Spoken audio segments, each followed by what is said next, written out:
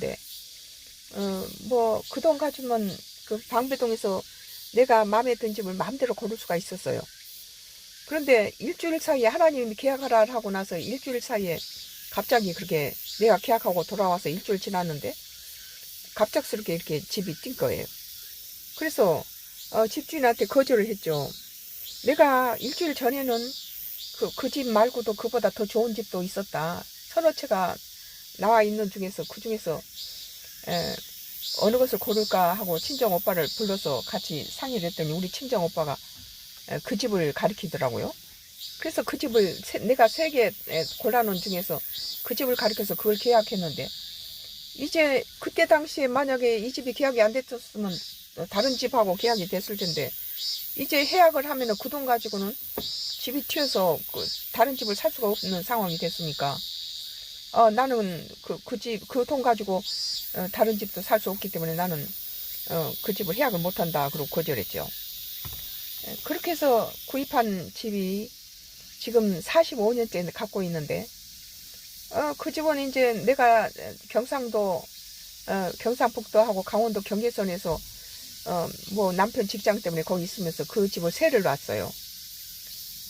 세를 놨는데 그때 당시는 그 집이 1층하고 2층을 집주인이 쓰게 돼 있는데 1층 내부에는 2층으로 올라가는 계단이 있었어요. 내부 계단이. 근데 나는 이제 세를 주기 위해서 1층과 2층을 분리시켜서 그때 당시에 2층에서 저기 온수 2층 천정이가 온수 보일러가 있는데 2층 보일러에서 온수를 많이 빼버리면 아래층에 온수가 안 나온다고 그래요.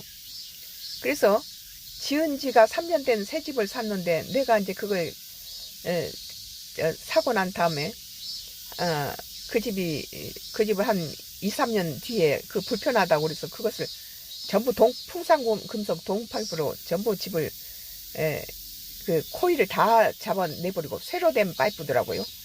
아직 뭐 새 집이기 때문에 별로 부식도 안 된 것을 뭐 풍산금속을 해놓으면 평생 뭐 물 새는 일이 없고 그렇다 그래서 아예 이왕 하는 김에 풍산금속으로 전부 지하하고 1층하고 2층을 전부 풍산금속으로 전부 파이프를 갈면서 2층에 온수 2층 천정이고 온수 있는 온수 탱크를 그것도 파이프 다 뽑아버리고 그쪽에서 연결시키지 마라 그러고 1층은 1층대로 보일러를 새로 동파이프를 넣어서 보일러를 설치해주고 2층은 2층대로 자기 개인의 보일러를 설치했기 때문에 2층 천정에 있는 온수 파이프는 아무 소용이 없게 돼버렸어요.